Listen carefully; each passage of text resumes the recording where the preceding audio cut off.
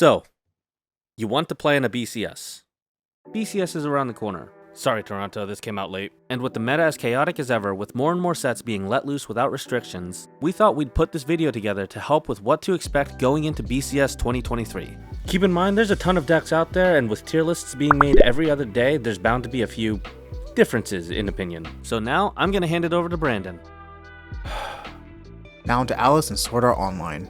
For this BCS season, this deck is strong as it focuses on gaining resources early and going for your big finishing turn. Throughout level 0 and 1, you'll be using cards like Newbie Gamer Asuna, Mysterious Smile Administrator, Bond Between Siblings Lifa, Floating Castle Enkrad, and Alicization to mill through your deck to get your Straight Path Alice and other key pieces to your hand. The bread and butter combo is using your Straight Path Alice to repeatedly brainstorm and summon out Shout Echoing Across the Battlefield Alice to the field. On average, the 2-1 Alice will be sitting at a whopping 11k attack on level 1. The plan is to have them stay on board as long as possible with a variety of backup cards to continually gain resources using the Climax combo by salvaging either a character or Alicization to hand and stocking a character from Waiting Room. Once at level 3, the deck can branch out into one of 3 different finishers. On door, Always Friendly Silica can deal 2 damage and shuffle back 2 cards into the opponent's deck if she has a full board. On choice, Rising Expectations Argo gains the Musashi effect when it's placed from hand to stage and can deal 3 damage on attack. And on gate, the Power of Divine Authority Kirito mills the top card from deck on attack and deals damage equal to the level of the card milled +1, as well as additional effects such as Hexproof and giving the opposing character -2 soul if you have Unbreakable Hope Asuna and Stay Cool Yujo in your memories respectively. At the time of this recording, because this deck is currently unrestricted, it will be one of the best decks to play in this format and must be prepared for. Next, I'll pass it off to Jake. Gooey! It's slime time, and you know what that means. That time I got reincarnated as a slime. Recently bolstered with set 3 support. Both decks use the level 1 cigarettes combo, Conqueror Flame Shizu, but have drastically different ways of ending the game. The more popular one, debuting with Volume 3, is going to be 8-gate Shizu Murin. This deck sets up at level 0 and 1 to have a payoff turn at level 2 using a Throbbing That Signals Freedom Murin. Not only can she reach a static untargetable 12-5 with back row support from Quiet Anger Shuna and Captive Wizard Murin, but on climax placement she searches the deck for a character and adds it to hand, as well as takes a character from the waiting room and adds it to stock. On level 3 this sets up all finishers like To the Strong Benimaru and Dragonoid Milm to finish the game without the use of a climax combo. The next deck we're going to talk about is Gatebook Shizu. While more popular with the card pull from set 2, this deck is still extremely relevant going into BCS 2023. At level 0 and 1, this deck plans to send cards to memory, using cards like the level 1 combo Conqueror Flame Shizu, Anti-Magic Mask, and Demon Lord Ramaris. At level 2, this deck is trying to do more of the same by sending war cards to memory or heal down by using Memories of Japan Shizu or Making Potions Rimuru. On level 3, this deck plays Shizu resolutely facing off. Not only is she consistent, being able to search for herself or another character on placement, she's powerful, being able to deal 4 damage without cost as long as you have 4 or more cards in memory. Not only did the Shuna and Murin back row support help this deck, but she also got a 2-1 back row to allow her to restand if you cancel any damage from her. Both of these decks are extremely consistent and are something to look out for going into BCS 2023. Now I'm gonna hand it off to Alejandro. Here we are today to watch our favorite VTubers collab with Hololive Production. With Volume 2 releasing recently, we have a lot of new and powerful cards to look out for. To address the shark in the water, we're going to start with A Step Towards the Future Gargura. This card's climax combo is on attack. If there are less than 6 cards in hand, pay 2, pitch 1 to burn 2. Then perform the following ability twice. Mill the top card of the deck, and if that card has a soul sign, burn 1. This card is really powerful, but without the proper support, it'll be difficult to get more than 1 Gooba to go off. That being said, one of 2 different combos the deck can play is A Step Towards the Future Oski. Her climax trigger is standby, and her climax combo is on climax placement, sack the climax, and return Oski back to hand to search a deck for a character. Oski being on standby allows the deck to play out cards earlier than they normally would to help gain advantage, such as A Step Towards the Future Watson Amelia and Gooba herself. The other combo that we'll see a lot of play is Snooty Amane Kanata, which is a 2-1, and on the stage Amane Kanata, a 3-2. The climax is a stock soul, and the 2-1 Kanata's climax combo is, on climax placement, center to waiting room, and play the 3-2 in the same position on stage. Then the 3-2 Kanata's climax combo is at the beginning of the attack phase. If there's a full board, grab up to 2 characters in waiting room and put any number of them into hand and the rest into stock. Kanata helps facilitate the hand and stock needed for Gooba on her own, and can put non-soul signs into stock to lower the chances of whiffing on your finishing turn. Both combos presented are very strong and help make it a lot easier to get off 2 to 3 Gooba when the deck arrives to level 3.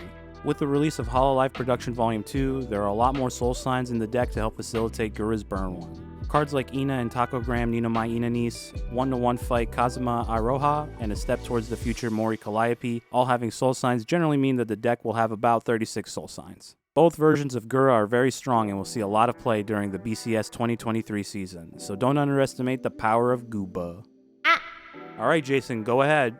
Moving on to our next Hololive deck, we have Himamori Luna, supported by the brand new Set 2 8 Standby Sport.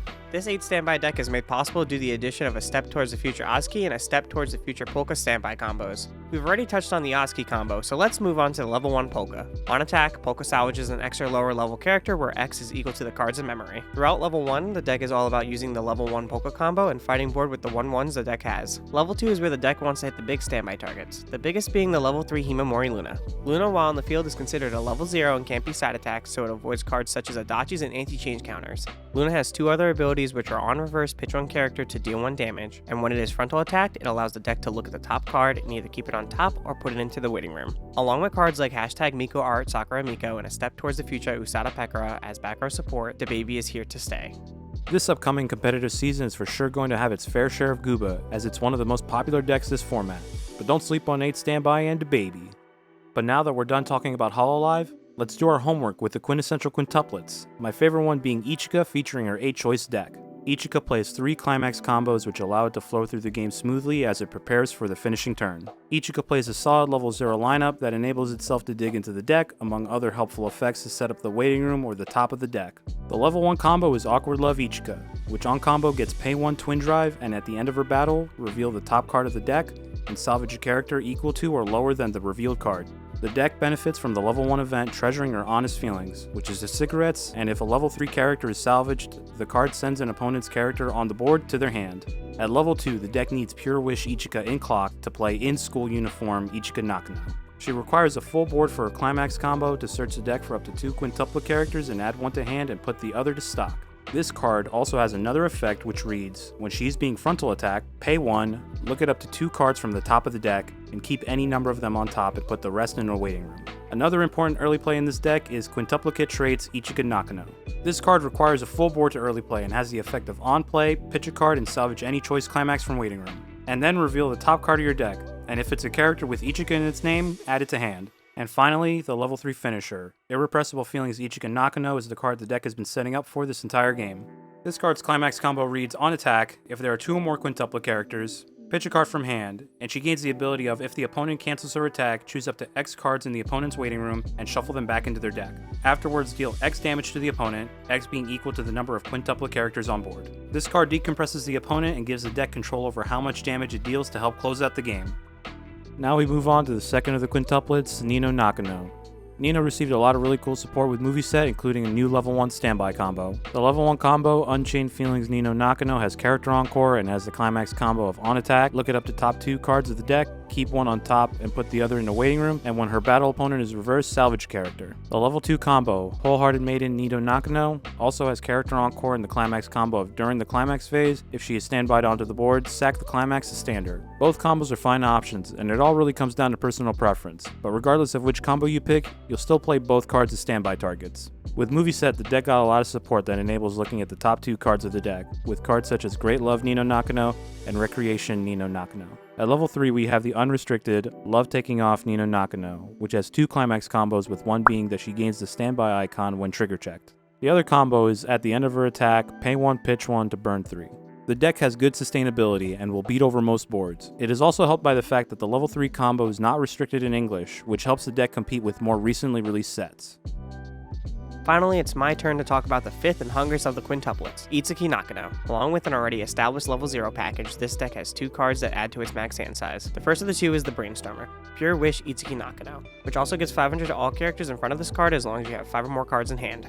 The other card that increases hand size is Flowers of Gratitude Itsuki Nakano. The first of the effect is the pay 1 Rest This card. Choose a character and it gains on reverse salvage a character. The second effect is Rest This card. If experience is 3 or higher, choose a character and give it plus 2k power. For levels 1 and 2, the game plan revolves around maintaining a 9-card hand through the level 1 combo, Budding Trust, Itsuki Nakano. The combo is, if experience is 2 or higher, on attack discard a card, review up to the top 3 cards and add any number of characters or the event code word to hand. On level 3, the deck aims to finish the game with the level 3 climax combo, Realize Feelings, Itsuki Nakano. On placement, this card looks at up to 3 cards from the top of the deck and adds 1 card to hand, and sends the rest to the waiting room, as well as gains 1500 power. The combo is, if experience is 6 or higher, on attack, pitch 3 cards to deal 3 damage, and then look at the top 2 cards of the opponent's deck, keep up to 2 on top, and discard the rest. Each of these decks are powerful with their unique ways to end the game. Don't underestimate what these girls are capable of. Now that we're done talking about the only 3 quints that matter, I'm going to pass it off to Brandon. Who decided that? Next deck we'll be talking about is the 7 Deadly Sins 6-Stock Soul 2-Choice Escanor deck. Next with the level 0 lineup is Elizabeth, Trust in the Promise. This will be your level 0 Climax combo, where the Climax adds a card to stock, and the Climax effect salvage a card back to your hand. The other level 0 card is Elaine Revived. This will be your secondary Brainstormer that also combos with the Escanor Master of the Tavern. Speaking of Escanor Master of the Tavern, this will be the Aqua Rikiru deck and pivotal to your level 3 combo toward the end of the game. And the next card we will talk about is Meliodas, Wielder of Lost Vein. This card will facilitate your level 1 and level 2 game plan, as it can give you board presence by summoning a copy of itself from deck and allow you to fix the top card of your deck on attack. Moving on to level 3, we have Escanor, Arrogant and Powerful. With a full board, by paying 1 stock and discarding a copy of Escanor, Master of the Tavern, instead of dealing 1 instance of X damage, you deal X instances of 1 damage to your opponent. To help with this game plan is Merlin, Wielder of Elden. On placement, it has 1 of 3 effects. It can heal to stock, it can salvage a character back to your hand, or most importantly, bounce a character back to your opponent's hand. This is important because it opens up a lane for Escanor to deal extra soul damage or protect it from backup effects. This will not be the most popular deck at BCS 2023, but it's still aggressive enough and powerful enough to make a deep run at any tournament. And now, we have Jake. Moving on, we're exploring Nazarik's Tomb of the Undead, Bardor Ainz. This deck has a solid level 0 game with plenty of unrestricted utility and is looking to take one of the top spots going into BCS 2023. At level 1, it's all about Shalltear. The level 1 combo Petite and Beautiful Vampire Shalltear salvages a character at the end of the attack if it reverses its opponent or if nothing's facing it. Additionally, if the deck performs the Climax combo, she can send herself to memory and return at the beginning of the deck's next draw phase. While this level 1 is instrumental to the deck's game plan, it also runs another powerful level 1 in True Vampire Ancestor Shalltear. This card buffs another character by 1500 power on reverse and also has the act skill put the card Vampire Bride from the waiting room into clock and draw a card. The card can activate this ability up to 3 times per turn. With both Shalltears, this deck is able to control the amount of damage it takes, allowing the deck to reach level 2 swiftly while also maintaining hand advantage. On level 2, the deck shifts focus towards establishing the level 3 combo Sorcerer King Ainz. But before we get there, we need to talk about the deck's back row support, a return gift Shub Niggurath Ainz. This card level assists all characters in front of it and makes the event Black Little Goats cost 1 less from hand. Black Little Goats is a 1/1 event the deck can run 5 copies of that requires Ainz on board to be played. The event salvages a character as well as gives another character plus 1000 power. It also has another effect that we'll get to in just a bit. With that taken care of, we're moving on to Unexpected Outcome Ainz. On top of being a JC and being able to protect the board, this card also allows the deck to play Sorcerer King Ainz as early as level 2. Now that we've come full circle, we're back to Sorcerer King Ainz and the epic of text he brings. On top of healing on Climax placement, Ainz has 3 effects to choose from. The first allows the deck to choose up to 5 Black Little Goats from the waiting room and add them to this card as markers. The second lets Ainz send all markers from underneath this card to memory and put X of its opponent's characters on board to waiting room where X is equal to the amount of markers removed. And the third effect deals 1 damage to the opponent and buffs Ainz by 2k power. Not only are these effects powerful, but the previously mentioned back row Ainz supports Sorcerer King Ainz on Climax placement. When the deck places the bar Climax, the 1/1 chooses 1 Sorcerer King Ainz and gives it plus 4500 power until its next turn and the 2 following effects on its opponent's turn. Those effects being untargetable by its opponent's effects and preventing itself and its battle opponent from being reversed.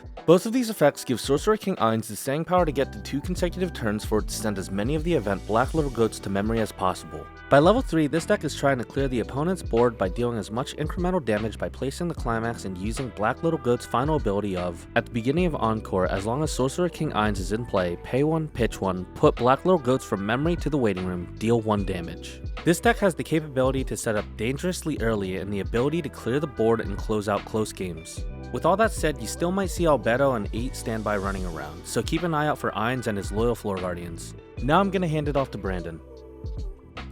Hey there, Zuko here. This next deck is from the relatively new set, Avatar: The Last Airbender. We'll be looking at the 12 standby Zuko deck.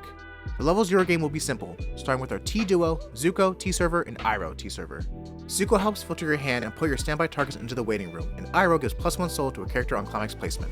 The next level 0 is the problem child himself, Sokka, offering different perspectives. With the low cost of 1 stock and clocking from waiting room, this card can help extend attacks to great effect. Moving on to level 1s, Zuko near the campfire will be the go-to standby target. Speaking of standby targets, Azula, Sinister Scheme is the prime level 2 that can also combo with Sokka. Now, the card that makes this deck 12 standby, Aang, Learning Avatar State. As long as there is standby in Climax area, this acts as another standby trigger, more value without stalking your climaxes. For level 3, we have a big lineup, starting with Zuko and Aang, the Dancing Dragons. This card can summon another copy of itself from Waiting Room while also leveling down the opponent's board on attack. Next, we have Zuko for Honor. His Climax combo keeps him swinging, as if his first attack gets cancelled, he can stand himself again for another strike. For support, Iroh, Dragon of the West is there for you, giving both Zuko 3-2's top check 2 on attack, as well as 1500 power to your field. Plus he's a Brainstormer. This deck is very new, so its tournament results are yet to be seen. And make sure to look out for the other version of this deck, focusing on Azula, Verge of Insanity, and Azula, Talented Sister. Finally, Aang, Master of the Elements, might show up, so be on the hunt for the boy in the iceberg. Hey guys, quick editor's note, we recorded our Avatar deck lists 3 days before the Toronto event results. If you haven't seen, Bar Standby Azula got second in the 141 person event using the level 1 Toph and the level 3 Azula. As you can see, I have the lists up on the screen and I'll include the link in the description. Check it out, it's a cool list. Back to the video. With all that said, we obviously couldn't go over every deck you'll see at these events. There's always the potential to see a wide variety of decks. Things like Bang Dream, Psychono, Kaguya, Danmachi, Mushoku Tensei, Ruby, the other 43 Hololive decks, and so much more is out there able to sneak into the top tables of an event. This doesn't even account for the Review movie set, Azur Lane, and Arifureta, all contenders coming out within the next couple of months. But we wanted to break down what we're expected to see in this year's BCS and wanted to share this with you. If you see us at a BCS, you are more than welcome to say hi to us. If you like this video and this kind of content, feel free to hit that like button and subscribe to let us know we need more videos like this. And maybe share this with a friend who's new to competitive Weiss or unfamiliar with this meta. Thank you for watching, we hope you enjoyed the video, and we hope to see you do well at your next tournament.